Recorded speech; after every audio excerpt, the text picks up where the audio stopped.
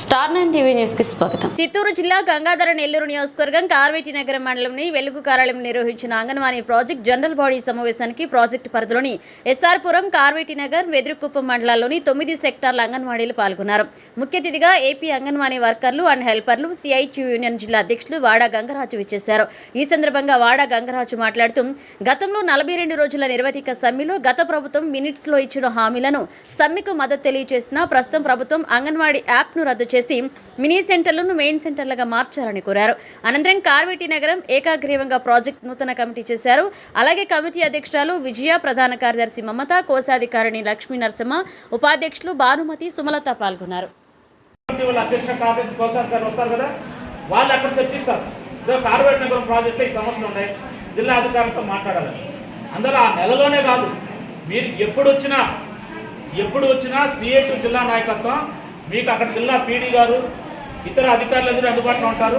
మీరు ఏ సమస్య మీద వచ్చినా మేము వాళ్ళతో మాట్లాడి ఆ సమస్య పరిష్కారం చేసే పని మేము జరిపిస్తాం. అట్లా మీకు మనకు కమ్యూనికేషన్ గ్యాప్ లేకుండా నిరంతరం మనం ఐక్యంగా సమిష్టిగా ఈ సమస్యల పరిష్కారంగా కృషి చేద్దాం. మీరు మీ గ్రామాల్లో మన సిఐటి అందరూ కూడా చెప్తాం. ఇప్పుడు ఈ అంగన్వాడీని పెట్టాము, అంగన్వాడీ సమస్యల కోసమే పరిష్కారం చేస్తారు, వాళ్ళ సమస్యలు మాట్లాడతారని కాదు.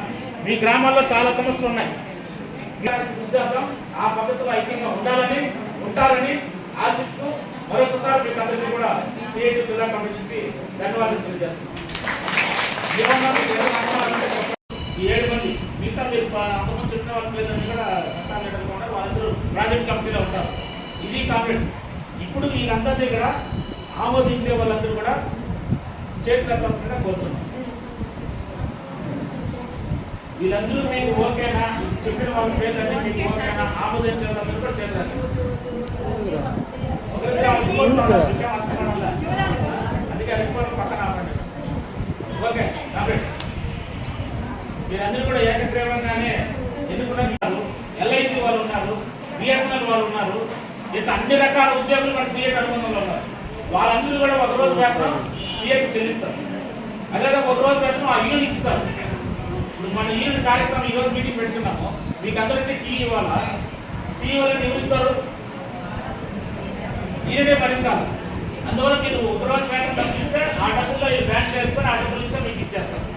ఇలాంటి చాలా ఖర్చులు ఇప్పటి వరకు ఆ పద్ధతి అలవాటు కాల. కొన్ని ప్రాజెక్టులు చాలా ప్రమాణం నడుపుతున్నారు, కొన్ని మెజార్టీ ప్రాజెక్టులు అలవాటు కాలేదు. అందువల్ల మనం మీకు సీనియర్లు చాలా మందికి అలవాటు ఉంటారు. మరి ఈయనకి మేము ఒకరోజు వేతనం ఇచ్చేది అలవాటు ఉంది. అందువల్ల గతంలో వేతనాలు పెరిగినప్పుడు అడిగేవాళ్ళు, ఇప్పుడు వేతనాలు పెరగలేదు కదా.